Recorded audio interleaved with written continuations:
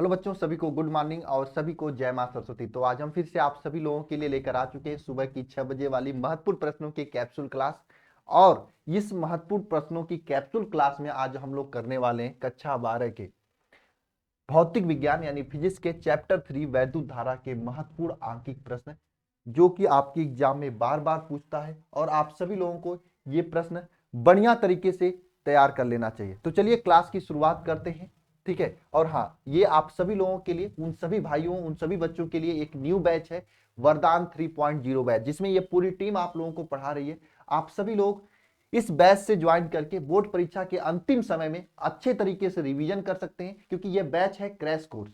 इस बैच को हम लोग कहते हैं रिवीजन कम क्रैश कोर्स बैच। इसमें रिवीजन भी हो जाएगा और क्रैश कोर्स के तरीके से पूरे सिलेबस को आप अंतिम समय में पूरे अच्छे तरीके से पढ़ भी सकते हो। अगर आपकी तैयारी अच्छी नहीं चल रही तो आप इस बैच को ज्वाइन कर सकते हैं। अगर अभी तक अच्छे से तैयारी नहीं हुई है, इसमें आपको क्या होगा, 1 शॉट रिवीजन क्लासेज आपको दी जाएंगी, यानी आपको 1 शॉट तरीके से, यानी एक ही दिन में एक चैप्टर को अच्छे तरीके से समझाकर कंप्लीट कर दिया जाएगा। साथ में उसका माइंड मैप दिया जाएगा, ताकि वे चीजें जो आप पढ़ रहे हो उसको आप अपने दिमाग में सेट कर सको, बैठा सको।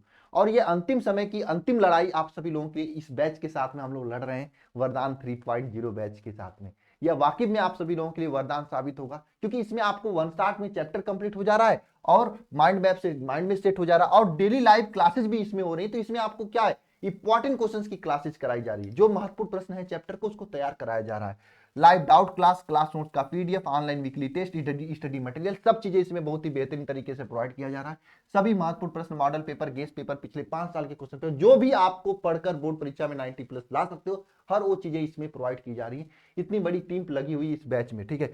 कैसे ज्वाइन करना, आप सभी लोग अल्फा इंस्टीट्यूट प्रो ऐप को डाउनलोड करके ज्वाइन कर सकते हैं, या फिर कोई भी समस्या हो रही है, कोई भी आपको प्रश्न पूछना है कि हमारी तैयारी कैसे कराई जाएगी, तो आप इस नंबर पे एक बार कॉल कर लेना, 930 577 1375 पर आपको पूरी जानकारी दे दी जाएंगी, ठीक है। तो चलिए हम लोग क्वेश्चन पे चलते हैं, और लेट नहीं करना है। अगर आपको ज्वाइन करना तो जल्द से जल्द ज्वाइन कर लीजिएगा, वरना फिर समय के साथ साथ बैच आगे निकल जाएगा, फिर सिलेबस बढ़ जाएगा, फिर आप थोड़ा परेशान हो जाओगे, ठीक है। चलिए शुरू करते हैं पहले क्वेश्चन से। आप सभी लोगों के सामने पहला क्वेश्चन तड़कता भड़कता आप लोगों के सामने है। नियम वही होने वाला जो कि मैंने पहले चैप्टर में आपको न्यूमेरिकल करने का नियम बताया था। क्या बताया था? सबसे पहले क्या करना होता है, कलेक्शन करना होता है, फिर फार्मूले का सिलेक्शन करना होता है, फिर उसके बाद यूनिट का करेक्शन करना होता है, लास्ट में कैलकुलेशन करना होता है। ये 4 नियम पे पूरा का पूरा क्वेश्चन चलेंगे। तो क्वेश्चन क्या है आप लोगों के सामने, 5 एम्पियर की वैद्युत धारा आई बराबर 5 एम्पियर की वैद्युत धारा क्या हो रही है, किसी तार में प्रवाहित हो रही है प्रति मिनट। प्रति मिनट मतलब टी बराबर क्या, 1 मिनट। हर 1 मिनट में क्या हो रही है, हर 1 मिनट में क्या हो रहा है, प्रति मिनट अनुप्रस्थ काट से गुजरने वाले इलेक्ट्रॉनों की संख्या ज्ञात कीजिए, यानी n इलेक्ट्रॉनों की संख्या ज्ञात है करना है, ज्ञात करना है। इलेक्ट्रॉनों की संख्या कितनी होगी, या इलेक्ट्रॉनों की संख्या आपको क्या करना है, ज्ञात करना है। ये प्रश्न आप सभी लोगों के लिए। तो देखो बहुत बढ़िया तरीके से आप इसे लगा सकते हो, है ना।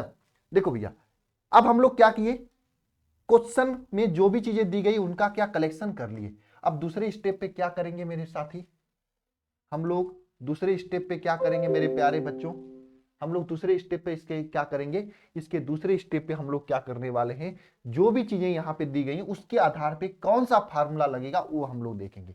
तो आपको पता है वैद्युत धारा I is equal to formula क्या होता है, Q अपान T होता है, और आपको ये भी पता है Q is equal to NE होता है। तो इन दोनों फार्मूले का यूज करना पड़ेगा, नहीं पता है तो ये दोनों फार्मूले आप सभी लोग अपने कॉपी के ऊपर लिख लो और आज ही याद कर लो, क्योंकि न्यूमेरिकल भी इंपॉर्टेंट है, फार्मूले भी इंपॉर्टेंट है, और क्वेश्चन इस पे पूछे जाते हैं आपके एग्जाम में। तो I इज इक्वल टू आप लोग क्या जानते हो, Q अपान T, और आपको पता है Q इज इक्वल टू क्या होता है, NE होता है। तो यहाँ पे वैद्युत धारा I is equal to formula क्या हो जाएगा बताओ, NE अपान T हो जाएगा।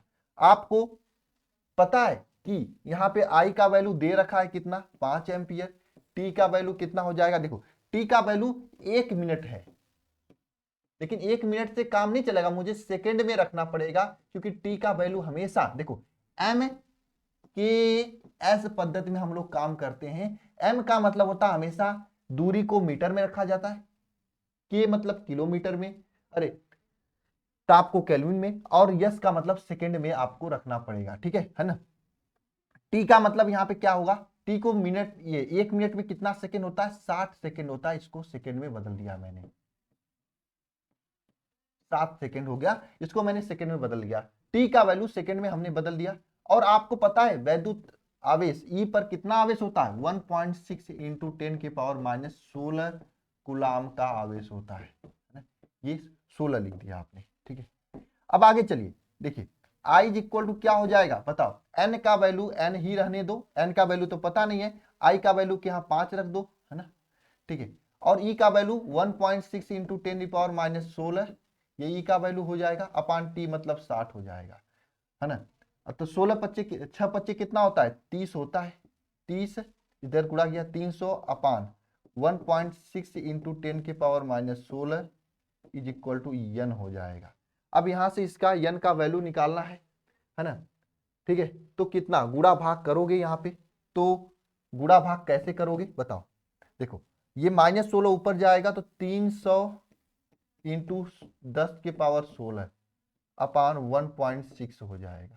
इसको और आगे सॉल्व करोगे, मैं इसको इधर सॉल्व कर रहा हूं, तो क्या हो जाएगा 300, एक और सुनना बढ़ेगा चूंकि नीचे एक दशमलव है, इंटू 10 की पावर 16 अपान 16, ठीक है। अब 16 का इसमें भाग देकर अगर आंसर निकालोगे, तो मैं आप लोगों को बिना गुणा भाग किए आंसर निकाल रहा हूं, आप कैलकुलेटर से करके देख लेना, ठीक है, या खुद से 3000 में 16 से भाग देकर आंसर लिख देना, और आपका आंसर आने वाला है कितना, आपका आंसर कितना आने वाला है 1.8 करके आएगा, 1.8 इंटू 10 की पावर 1 2 3 16 17 18 19 21 करीब में आएगा, ठीक है, ये आएगा आंसर, ठीक है। इतने इलेक्ट्रॉन आपके सामने आने वाले हैं। तो मैंने गुणा भाग आपको करने के लिए छोड़ दिया, अगर एग्जाम में समय कम बचता है तो आप यहीं पे आंसर लिख देना, एग्जामिनर अगर 2 नंबर का क्वेश्चन होगा तो 1 नंबर पक्का देगा, है ना, अगर समय कम बचता है तब, नहीं तो आप इसे गुणा भाग कर सकते हो। 30 में अगर 16 का भाग दोगे, 16 एक कम 16 जाएगा, कितना बचेगा 12 बचेगा, फिर 120 हो जाएगा, 16 है ना, इस तरह से भाग दोगे तो हो जाएगा, ठीक है। अगला क्वेश्चन की ओर चलते हैं हम लोग, इसमें कोई किसी को डाउट तो नहीं है, चैप्टर 3 के जो मोस्ट इंपॉर्टेंट क्वेश्चन है केवल मैं वही लेकर आया हूं आप सभी लोगों के लिए। दूसरा क्वेश्चन आप लोगों के सामने है, क्या है क्वेश्चन, एक चालक में आई वैद्युत धारा आई 6.4 एम्पियर की वैद्युत धारा प्रवाहित हो रही है, यदि चालक में मुक्त इलेक्ट्रॉनों की संख्या n का वैल्यू कितना है 8 इंटू 10 की पावर 24 प्रति, है ना, 8 इंटू 10 की पावर 24 प्रति मीटर क्यूब है, प्रति मीटर क्यूब है, प्रति जो भी लिखा है पूरा मात्रक के साथ में लिखना है, मीटर क्यूब है, तो अनुगमन वेग vd का मान ज्ञात कीजिए। इसको क्या करना है, ज्ञात करना है,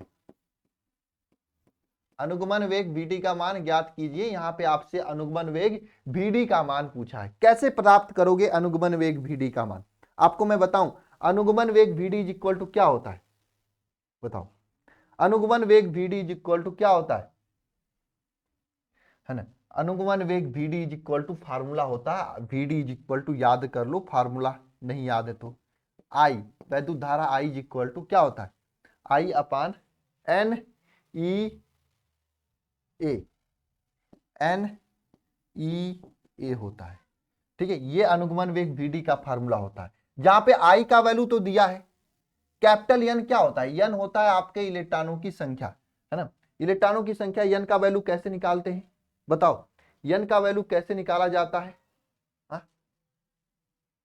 बोलो N का वैल्यू कैसे निकाला जाता है, और यहां पे A का वैल्यू आपका क्षेत्रफल से होता है, बताओ किसी को आ रहा है, N का वैल्यू कैसे निकालोगे,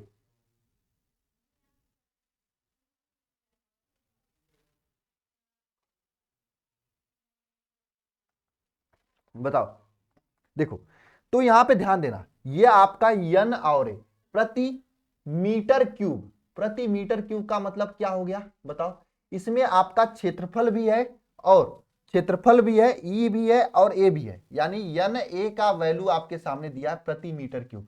क्योंकि देखो किसी भी तार का क्षेत्रफल कैसे निकालते हो, लंबाई गुणे चौड़ाई, तो मीटर स्क्वायर हो जाता है, लेकिन यहाँ पे मीटर भी है और संख्या भी है, तो n a का वैल्यू यहाँ पे दिया है कितना 8 इंटू 24, है ना, 8 गुणे 10 के पावर 24, है ना। क्यों? 8 गुणे 10 के पावर 24 ये दिया हुआ है ना। मैं इधर देख रहा हूं, ठीक है, कुछ लोग सोच रहे होंगे, है ना, उधर देख रहा हूं मैं, ठीक है, हो गया, हो गया, कर लोगे? नहीं उसको ना, हाँ हाँ सही, अब सही चल रहा है, ठीक है।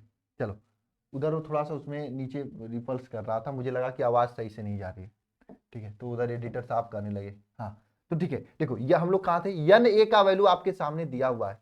अब क्या करना है आपको, ई का वैल्यू आपको पता होना चाहिए कितना, 1.6 इंटू 10 के पावर कितना होता है -19, हर जगह ई का वैल्यू यही होता है। और धारा आई का वैल्यू कितना होता है 6.4, ये धारा आई का वैल्यू हो जाए।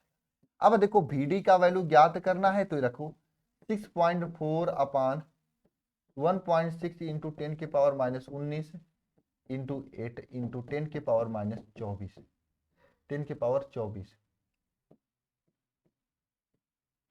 ठीक है। अब देखो क्या 16 चौको 64, ये 4 कट जाएगा, दशमलव दशमलव से खत्म, 4 दूनी 8, 2 हो जाएगा। अब क्या हो जाएगा यहाँ पे VD का वैल्यू बताओ, 1/2 इंटू 10 के पावर -19 इंटू 10 के पावर 24, है ना। VD इज इक्वल टू क्या हो जाएगा बताओ, 24, 19, 24 5 घटेगा तो 1/2 इंटू 10 के पावर 8, सॉरी 10 के पावर 5, ये आएगा। ऊपर जाएगा तो क्या हो जाएगा 1.2, VD का वैल्यू कितना हो जाएगा 1.2, 0.5 इंटू 10 के पावर -5 मीटर प्रति सेकेंड, ये आएगा, ठीक है। इस तरीके से लगेगा, है ना, ठीक है, इस तरीके से लगेगा। तो आपको कैसे पता सर कि यहाँ पे यन ए का वैल्यू दिया हुआ है? देखो मीटर क्यूब से पता चला है, यन ए का वैल्यू मीटर क्यूब से पता चला है ना। इस मीटर क्यूब से स्पष्ट हो जाता है कि दोनों का वैल्यू दिया हुआ है, ठीक है। पूरे एकांक आयतन में जितने इलेक्ट्रॉनों की संख्या है ना, वह दिया हुआ है, ठीक है। बात समझ में आई? इस तरीके से यह क्वेश्चन लगेगा, अच्छा क्वेश्चन था, एग्जाम में पूछा जाता है। नेक्स्ट क्वेश्चन आप सभी लोगों के सामने है, करिए सभी लोग इस क्वेश्चन को। देखो न्यूमेरिकल एक दिन में नहीं आएगा, लेकिन हाँ आप डेली क्लास करेंगे तो धीरे धीरे आ जाएगा। ये प्रश्न क्या है, एक तार के अनुप्रस्थ काट का क्षेत्रफल, देखो क्षेत्रफल ए का वैल्यू दे रखा है कितना, 1 इंटू 10 के पावर -2 मीटर स्क्वायर, ये क्षेत्रफल ए का वैल्यू। तार में मुक्त इलेक्ट्रॉनों की संख्या, मुक्त इलेक्ट्रॉनों की संख्या मतलब यन का वैल्यू दे रखा है कितना, 2 इंटू 10 के पावर कितना 25 प्रति मीटर क्यूब, प्रति मीटर क्यूब, है ना, ठीक है, प्रति मीटर क्यूब। नहीं मीटर, देखो यहाँ पे मीटर क्यूब नहीं दिया है, मीटर स्क्वायर दिया है, ठीक है ना। चलो तार में 3.2 धारा आई का वैल्यू कितना है 3.2 एम्पियर, 3.2 एम्पियर की वैद्युत धारा प्रवाहित हो रही है। तो ज्ञात कीजिए धारा घनत्व। देखो धारा घनत्व तो पहले आपको ज्ञात करना है, तो आपको पता होना चाहिए कि धारा घनत्व का फार्मूला याद होना चाहिए, नहीं याद है तो याद कर लो। धारा घनत्व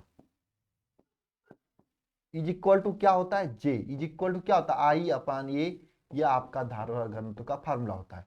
आई का वैल्यू कितना है 3.2 है, और ए का वैल्यू कितना 1 इंटू 10 के पावर -2 है। गुणा करोगे तो कितना आ जाएगा 3.2 इंटू 10 के पावर 2, ये आपका मीटर एम्पियर, एम्पियर प्रति मीटर स्क्वायर, ये आपका धारा घनत्व हो जाएगा। अब इलेक्ट्रॉनों का अनुगमन वेग दूसरा पूछा है। इलेक्ट्रॉनों का अनुगमन वेग VD इज इक्वल टू क्या होता है, आपको पता है I अपान एन ई ए, ये होता है I अपान एन ई ए, यह आपका इलेक्ट्रॉनों का अनुगमन वेग का फार्मूला होता है। अनुगमन वेग का ये फार्मूला होता है, नहीं पता है तो याद कर लो अभी अभी आप, ये अनुगमन वेग का फार्मूला होता है। इसमें आप क्या करना है आपको, इसमें आपको क्या करना है बताओ, इसमें आपको क्या करना है VD इज इक्वल टू क्या करना है, धारा आई का वैल्यू 3.2 रखना है अपान यन का वैल्यू कितना है 2 इंटू 10 के पावर 25, यन ई का value E is equal to 1.6 into 10 की पावर -19 होता है, हमेशा ई का वैल्यू यही होता है। और ए का वैल्यू दे रखा है कितना 1 इंटू 10 के पावर -2, ये ए का वैल्यू। इस तरीके से सभी का वैल्यू रखोगे तो कितना आ जाएगा बताओ, देखो बहुत आसानी से कटेगा, 16 दूनी 32, 2 से 2 कट जाएगा। VD का वैल्यू कैसे आएगा बताओ, बताओ 1 नीचे 10 के पावर 25 बचेगा, पूरे 10 के पावर -19 बचेगा, पूरे 10 के पावर -2 बचेगा। VD इज इक्वल टू क्या हो जाएगा 1/10 के पावर 25 इंटू 10 के पावर 2, 20 1 21 है ना, ये हो जाएगा। घटेगा तो 1/10 के पावर कितना बताओ 4, ये बचेगा। और इसे लिख सकते हैं क्या, इसे लिख सकते हैं 10 के पावर -4 मीटर प्रति सेकेंड, ये बचेगा, ये हो जाएगा। आई क्या बात समझ में सभी को? बताओ इस तरीके से आपका इस प्रकार का क्वेश्चन आपको करना है।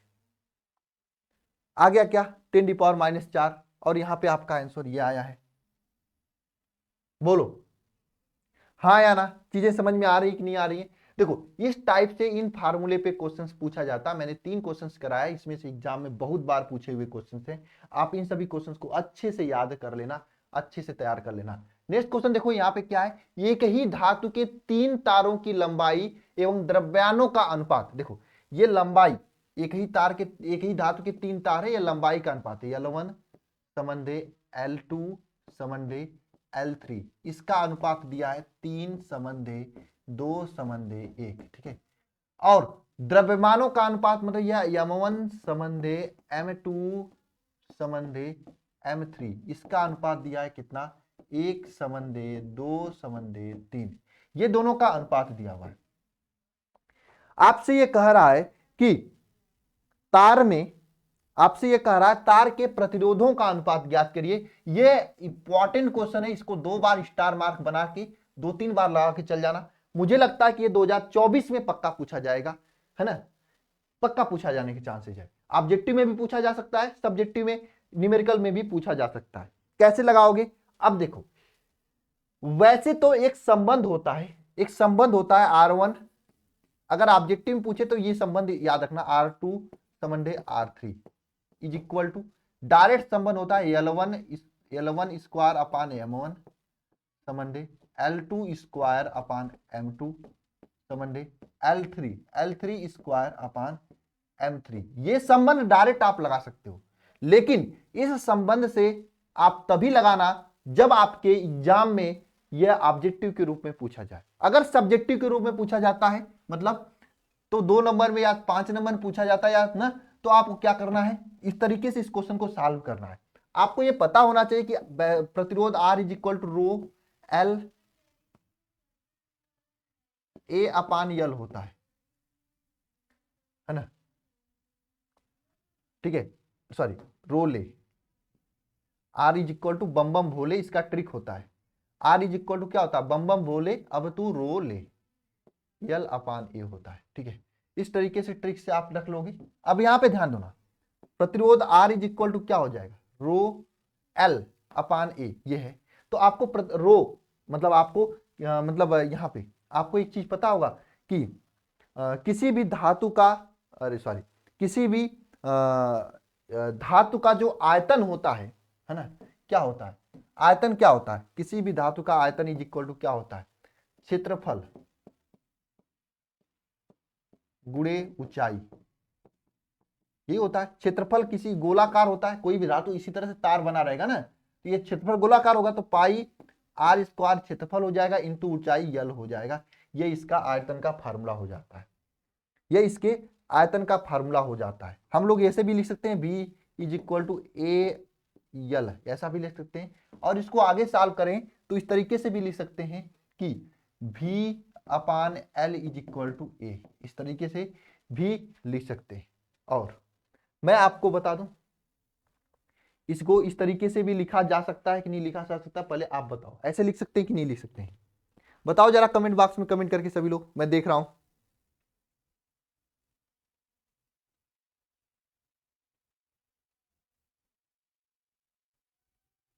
बताओ एक बार सभी लोग, ऐसा लिख सकते हैं कि नहीं लिख सकते हैं? V A is equal to V upon L, लिख सकते हैं ना। अब आपको मैं एक चीज बता रहा हूं, एक चीज आप लोग पढ़े होंगे, क्योंकि यहाँ पे द्रव्यमान का अनुपात दिया तो आपको पता आयतन V इज इक्वल टू क्या होता है, घनत्व D इज इक्वल टू क्या होता है, बताओ, द्रव्यमान बटे आयतन होता है। तो यहां से घनत्व D, घन घनत्व, एक मिनट, घनत्व डी इज इक्वल टू क्या होता है, द्रव्यमान बटे मतलब आयतन होता है ना? द्रव्यमान यम बटे आयतन भी होता है, ये आपको पता है। यहां से भी इज इक्वल टू क्या लिख सकते हैं, बताओ भी इज इक्वल टू क्या लिख सकते हैं, यम अपान डी लिख सकते हैं। और ये जो भी का वैल्यू है इसको समीकरण नंबर 1 मान लो, समीकरण नंबर 1 में रख दो इसको।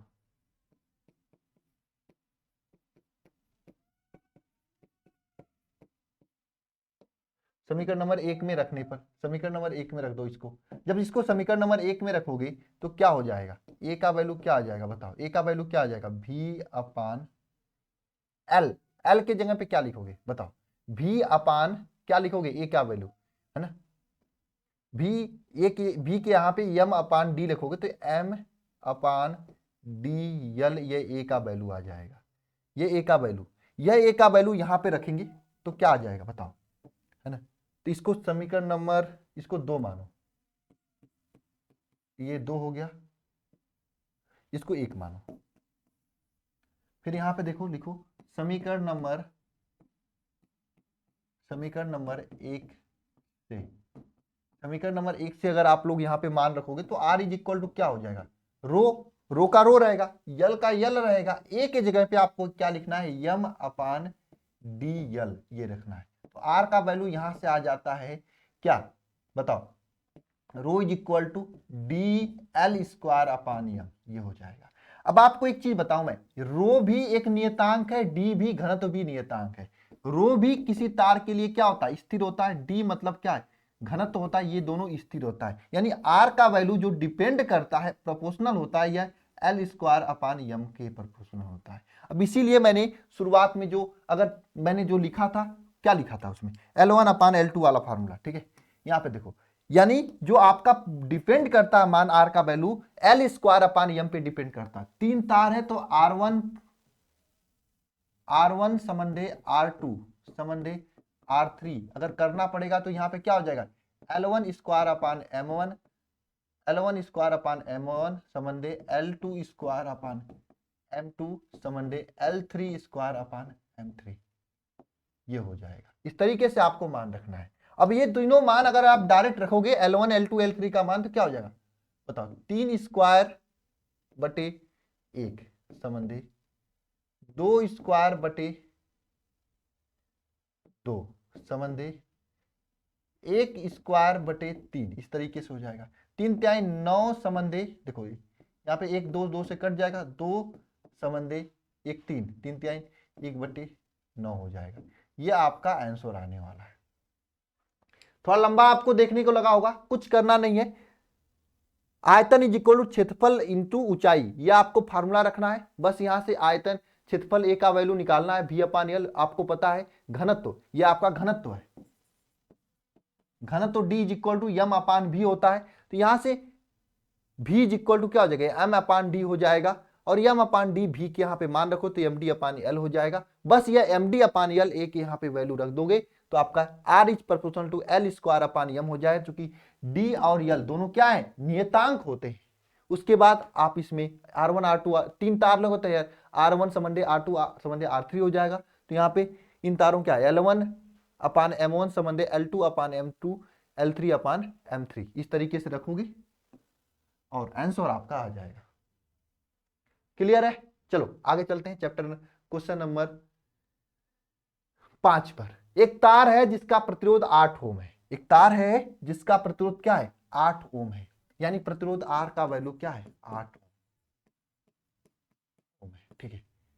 इसे दुगनी लंबाई तक खींचा जाता है तो तार का नया प्रतिरोध क्या हो जाएगा, है ना। इसका लंबाई दुगना किया जाता है तो इसका नया प्रतिरोध क्या हो जाएगा। तो देखो एक ट्रिक होता है, ये ट्रिक होता है, आप ट्रिक का फॉलो करके आंसर दे सकते हो। ट्रिक क्या होता है, R2 is equal to N square R1, ठीक है। R2 का वैल्यू क्या हो जाएगा, पहले देखो इसकी दुगनी लंबाई तक खींचा जाता है, 2 का स्क्वायर हो जाएगा। R1 का वैल्यू क्या दिया है आपका यहाँ पे 8, तो R2 का वैल्यू क्या हो जाएगा, 4 गुणे 8, 8 चौको 32, ये आंसर आ जाएगा। ये ट्रिक हर जगह काम करेगा, ये ट्रिक बहुत बढ़िया है। इस ट्रिक से आप आंसर सेकेंडों भर में ला सकते हैं, 32 आंसर आएगा। लेकिन अगर आपको एग्जाम में इसको लगाना हो तो कैसे लगाएंगे, आओ लगा के दिखाते हैं आप। देखो ध्यान से समझना,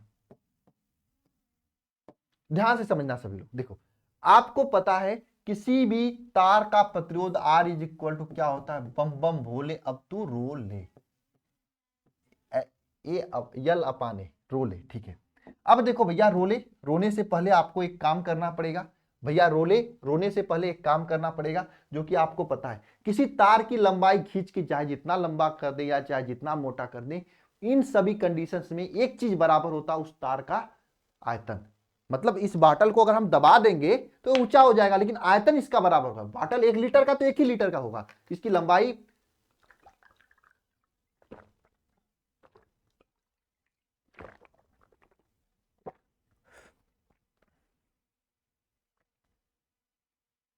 चौड़ाई ऊंचाई में से चाहे जितना घटा बढ़ा दें,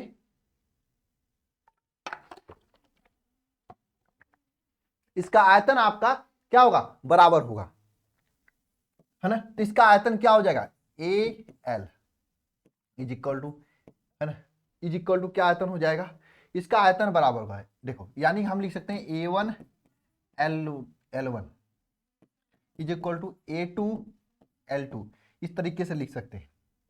अब आयतन बराबर होने होगा, इसका क्या बराबर होगा, आयतन बराबर होगा। इसका मतलब अगर हम लिख सकें A one upon A two is equal to L two upon L one, ये हो जाएगा, ठीक है। अगर यहाँ पे दो तार है, यहाँ पे R1 अपान R2 दोनों तारों का लिखा जाए तो देखो रो अपान रो हो जाएगा, ये तो कट जाएगा आपस में, इसलिए इसको खत्म करते हैं। यहाँ पे क्या हो जाएगा, L1 अपान A1 अपान L2 अपान A2, ये हो जाएगा, है ना।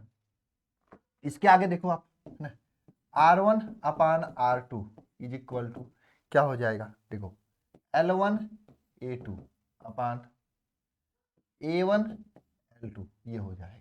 अब आपको पता है यहाँ पे A1 अपान A2 या फिर A1 upon A2 is equal to क्या है, L2 अपान L1 है। तो यहाँ पे हम लोग क्या लिखेंगे, A1, चूंकि आप लोग जानते हो यहाँ पे प्रूफ हो चुका है। देखो इसको प्रूफ कैसे किया जाता है, यहाँ से प्रूफ हो गया है कि क्या A1 upon A2 is equal to क्या होता है, L2 अपान L1, ठीक है, ये होता है। तो A2 अपान L1 क्या हो जाएगा, A1 इज इक्वल टू क्या होगा, L1 अपान L2 हो जाएगा। ये वैल्यू इसमें रख दो, समीकरण नंबर 1 में रख दो ये वैल्यू। A2 देखो A2 अपान A1 की जगह पे वैल्यू रख दो, क्या हो जाएगा बताओ, समीकरण 1 से क्या हो जाएगा बताओ, R1 upon R2 is equal to, बताओ क्या हो जाएगा यहाँ पे, L1 अपान L2, दूसरा भी L1 अपान L2 हो जाएगा। गुणा करोगे तो क्या हो जाएगा, L स्क्वायर 1 अपान L2 स्क्वायर, ठीक है, ठीक है। अब देखो चूंकि लंबाई की बात कर रहा है तो क्या हो जाएगा बताओ, R1 upon R2 is equal to क्या हो जाएगा, L1 square upon L2 square. अब R1 का वैल्यू क्या है यहाँ पे बताओ, 8 है। R1 शुरुआत में इसका प्रतिरोध 8 ओम है, अपान R2 का वैल्यू आपको पता नहीं। L1 का वैल्यू क्या है, L1 का वैल्यू क्या है यहाँ पे, L1 का वैल्यू क्या है, L1 का वैल्यू है आपका L1 स्क्वायर, और L2 का वैल्यू क्या हो जाएगा बताओ, लंबाई को कितना किया जाता है, 2 गुना किया जाता है। L2 इज इक्वल टू क्या हो जाएगा, पहले की लंबाई 2L1 हो जाएगा, पहले का 2 गुना। तो यहाँ पे क्या लिख सकते हैं, 2L1 का स्क्वायर, ठीक है। देखो इस चीज को ट्रिक के जगह पे हमने किया तो कितना लंबा गया, 8 अपान R2 इज इक्वल टू क्या हो जाएगा बताओ, 8 अपान R2 इज इक्वल टू क्या हो जाएगा, L1 square upon 2L1 square, ठीक है। अब देखो बहुत आसानी से कटेगा, यहाँ पे ये इससे कट जाएगा, तो R2 इज इक्वल टू यहाँ पे 4 हो जाएगा ना, 2 2 में 4 हो जाएगा, R2 इज इक्वल टू क्या हो जाएगा, 8 चौको 32। देखो इसी चीज को मैंने कितना शॉर्टकट में बता दिया ना, यही चीज आया है, लेकिन ये सेकेंडों भर में आया है, इसके लिए इतना लंबा गुणा भाग करना पड़ा। कंसेप्ट एक रहेगा कि इसकी दोनों का क्षेत्रफल बराबर होता है। क्यों बराबर होता है, क्योंकि दोनों का आयतन बराबर होता है। किसी तार की चाहे जितना मोटा कर दो चाहे जितना पतला कर दो, उस तार का जितना आयतन होगा उतना ही आयतन उसका सेम रहता है। आयतन घटता भी नहीं है, आयतन बढ़ता भी नहीं है। बात समझ में आई क्या सभी को, बताओ किसी को कोई डाउट तो नहीं होनी चाहिए आप लोगों को, है ना। अब देखो सेम टाइप का क्वेश्चन है, एक ही पदार्थ से बने एक ही पदार्थ से बने समान द्रव्यमान के दो तार ए और बी, ए का व्यास बी के व्यास का आधा है। यदि ए का प्रतिरोध 24 है तो बी का प्रतिरोध कितना होगा, बताओ।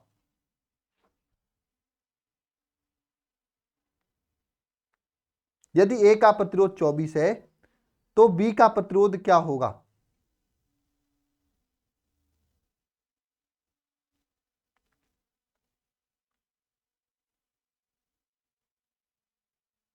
बताओ। देखो दो तार ए बी है, तो आप सबसे पहले क्या कहा है इन दोनों का, देखो इसको हम लगा देते, क्वेश्चन अच्छा है। समान द्रव्यमान से बने, द्रव्यमान इनका क्या है, समान है, यानी जो ए वाले का द्रव्यमान है, आर ए वाले का जो द्रव्यमान है यह आर बी वाले के द्रव्यमान के बराबर है। और अच्छा क्वेश्चन है, ये 2023 में ही पूछा हुआ आप लोगों के बोर्ड का क्वेश्चन है ना, यूपी बोर्ड में पूछा हुआ था ये क्वेश्चन, ठीक है, ठीक है ना। तो देखो R A is equal to R B है ना, अच्छा क्वेश्चन इसलिए मैंने ले लिया है ना, नहीं तो मैं गेस में लेता इसको, ठीक है। दोनों का द्रव्यमान क्या है, बराबर। अब मुझे लगता है कि अब इस बार और इसी टाइप का क्वेश्चन पूछा जाएगा, क्योंकि बढ़िया क्वेश्चन, अच्छा कंसेप्ट है। दोनों का क्या है, आर एम ए वाले का द्रव्यमान है और बी वाले का द्रव्यमान एम बी, दोनों का क्या है, बराबर है। यम ए का द्रव्यमान और यम बी का द्रव्यमान, दोनों का द्रव्यमान क्या है, बराबर है। द्रव्यमान बराबर होने का मतलब द्रव्यमान इज इक्वल टू क्या होता है, आप लोग एक फार्मूला याद नहीं तो याद कर लो, द्रव्यमान इज इक्वल टू क्या होता है, आयतन, आयतन इंटू घनत्व, आयतन इंटू घनत्व। द्रव्यमान इज इक्वल टू क्या होता है, आयतन इंटू घनत्व। तो पहले वाले का आयतन क्या हो जाएगा, आपको पता है किसी तार का आयतन क्या होता है, पाई आर ए स्क्वायर यल ए, ठीक है, इज इक्वल टू इंटू घनत्व, घनत्व इज इक्वल टू दूसरे वाले का आयतन क्या हो जाएगा, pi R B square L B, ठीक है, इंटू घनत्व, ये हो जाएगा। ये दोनों घनत्व जो है कट जाएंगे, ठीक है, घनत्व दोनों कट जाएंगे, क्योंकि घनत्व एक ही तार है तो घनत्व भी समान होगा, है ना। ये पाई से पाई कट जाएगा, यहां पे क्या बचेगा, R pi R A square L A is equal to R B square L B, ये बचेगा, ये आपका क्या होगा, बचेगा, ये बचेगा आपके सामने। अब क्या करना है, यहां से आप यल लंबाई का निकाल सकते हो कि L A upon L B is equal to क्या होता है, क्या लिख सकते हो, L B is equal to क्या लिख सकते हो, L A upon L B is equal to R B square upon R A square, ठीक है, R B square upon R A square, ये हम लिख सकते हैं, ठीक है, ये घनत्व के रूप में लिख सकते हैं, ठीक है, ठीक है। अब आपको पता है क्या, एक चीज तो पता ही होगा आपको, क्या प्रतिरोध R इज इक्वल टू क्या होता है, रो ले यल अपान ए होता है। अगर पहले वाले का प्रतिरोध ए वाले का निकालना तो R is equal to rho L A upon A A. अब आपको पता है ये क्षेत्रफल है, और क्षेत्रफल इज इक्वल टू कितना होता है, पाई आर स्क्वायर ए भी हम लिख सकते हैं इसकी जगह पे। ये क्या है, क्षेत्रफल, और क्षेत्रफल यहाँ पाई आर स्क्वायर ए भी लिख सकते हैं। R A is equal to क्या हो जाएगा, rho L A upon pi R A square भी लिख दिया मैंने, कोई दिक्कत नहीं होना चाहिए लिखने में। इसी तरह से आर बी का वैल्यू भी लिख सकते हैं, R B is equal to क्या, R B is equal to rho L B upon pi R square B. इसी तरीके से जैसे यहाँ पे ए लिखा वहां पे बी लिख दिया, आर बी का वैल्यू आ गया। अब यह क्या कह रहा है कि ए का व्यास बी के व्यास का आधा है। अगर व्यास आधा है तो त्रिज्या भी तो आधा ही होगा, क्यों भाई, बात बताओ। अगर व्यास आधा है तो त्रिज्या भी आधा होगा, मतलब आर ए जो है आर बी का क्या है, आधा है ना। यदि ए का प्रतिरोध 24 है, आर ए का वैल्यू दिया है कितना, 24, तो आर बी का वैल्यू क्या करना है, ज्ञात करना है। अच्छा क्वेश्चन था, अच्छा क्वेश्चन था, दिमाग लगाने वाला क्वेश्चन था। आर बी का वैल्यू क्या करना है, ज्ञात करना है। तो हम लोग क्या करते हैं, इन दोनों का भाग दे देते हैं। इसको समीकरण नंबर 1 मान लो, समीकरण नंबर 2 मान लो। समीकरण नंबर 1 में 2 से क्या करने पे, भाग देने पर, भाग देने। जब भाग देते हैं तो क्या लिखेंगे, बताओ, R A upon R B is equal to क्या हो जाएगा, रो, है ना, rho L A upon pi, pi R A square upon rho L B upon pi R B square. ठीक है, इस तरीके से लिखोगे। अब देखो कटेगा यहाँ पे, यह रो से रो कटेगा, यल से यल कटेगा, पाई से पाई कटेगा, अरे सॉरी यल से यल नहीं कटेगा भाई, पाई से पाई कटेगा, है ना। और बचेगा क्या यहाँ पे बताओ, मैं नेक्स्ट पेज पे लेता हूं, बचेगा क्या, R A upon R B is equal to क्या बचेगा यहाँ पे बताओ, इज इक्वल टू क्या बचेगा, L A upon R A square, L A upon R A square upon, देखो मैं कठिन नहीं करा रहा हूं, बात है कि ये पूछा जाएगा इसलिए मैं करा रहा हूं। नेक्स्ट क्वेश्चन देखो, नेक्स्ट क्या है, L B upon R B का स्क्वायर। ठीक है, अब आपको पता है क्या, क्या पता है आपको, ये पता है यहां पे कि आर बी, आर ए का वैल्यू क्या है, आर बी बाई 2 है, आर ए का वैल्यू क्या है, आर बी बाई 2 है, तो यहाँ पे आर ए, अच्छा और साथ में यहाँ पे देखो ये दिया है क्या, यहाँ पे दिया आर ए का वैल्यू 24 है। ठीक है, दोनों का वैल्यू रखते हैं, आर ए के यहाँ पे 24 लिखते हैं, आर बी के यहाँ पे आर बी रहने देते हैं। और देखो एल ए क्या है, एल ए का वैल्यू क्या है, यहाँ पे एल ए का वैल्यू क्या है भाई, एल ए का वैल्यू क्या है, कुछ नहीं है, एल ए का वैल्यू एल ए रहने दो आप। ठीक है, एल ए का वैल्यू नहीं पता, और एल बी, और देखो आर ए कहां गया, यहाँ पे आर ए का वैल्यू, आर ए का वैल्यू आर बी बाई 2 है ना, यहाँ पे क्या लिखते हैं, आर बी स्क्वायर बाई 2 का स्क्वायर अपान एल बी अपान, यहाँ पे क्या लिखते हैं, आर बी लिखते हैं। ठीक है, ठीक है, अब देखो ये आर ए आर बी का स्क्वायर, ये दोनों कट जाएंगे, यहाँ पे क्या बचेगा, एल ए अपान क्या 1 अपान 4, है ना, ये बचेगा, नीचे क्या बचेगा आपका एल बी, ठीक है, अपान 1, है ना, ये बचेगा, यही बचेगा ना, और कुछ तो नहीं बचेगा, बताओ सीधे सीधे सभी लोग, यही बचेगा ना, है कि नहीं, है ना। अच्छा एक चीज और, मैं इसको आसान बनाने के लिए आप ऐसा भी कर सकते हो, देखो मैं इस तरह से भी कर सकते हो, देखो आसान बनाने के लिए, देखो इन दोनों ऐसे जब आ जाता है ना, बटे में बटे आ जाता है, तो ये दोनों को ऊपर लिखा जाता है ना, और ये उल्टा हो जाता है, बात समझ में आई, यानी यहाँ पे हो जाता है L A upon L B हो जाता है, गुड़ा गुड़ा गुड़े, यहाँ पे क्या हो जाता है, R B square upon R A square, इस तरीके से हो जाता है ना। ठीक है, बात समझ में आई कि नहीं आई। अच्छा एक चीज और, अगर आपको और आसान बनाना तो यहां से बना सकते हो, L A upon L B का वैल्यू क्या दिया, R B upon R A का square, R B square upon L R A square दिया है, इस L A upon L B का वैल्यू, इसका वैल्यू है ना, क्या दिया, R B upon R A square, तो यहाँ पे वो भी लिख सकते हैं 24 upon R B is equal to लिख सकते हैं यहाँ पे क्या, R B upon R A का स्क्वायर। ठीक है, देखो यहाँ पे दिया वैल्यू ना, R B upon R A square, और यहाँ पे R B upon R A है ही, तो यहाँ पे R B square upon R A square यहाँ पे ऑलरेडी है, देख लो इसका वैल्यू है ना आपके यहाँ, यही तो वैल्यू रखा, R L A upon L B का value R B upon R A square लिखा, तो यहाँ पे 24 upon R B is equal to simple तरीके से क्या हो जाएगा, आर बी का power 4 upon R A power 4, ये हो जाएगा। इसको आगे सॉल्व करोगे तो बहुत आसानी से सॉल्व होगा, 24 upon R B is equal to क्या हो जाएगा बताओ, बताओ, आर बी पावर 4 अपान, यहां पे क्या लिखोगे बताओ, R B power 4 upon R A का वैल्यू क्या लिखा, आर बी अपान 2 लिखोगे ना, आर ए के यहाँ पे आर बी अपान 2 का पावर 4 ये लिखोगे, 24 बटे R B is equal to क्या हो जाएगा बताओ, R B power 4 upon R B power 4 upon 4 चौको 16, क्या बोला 16 है?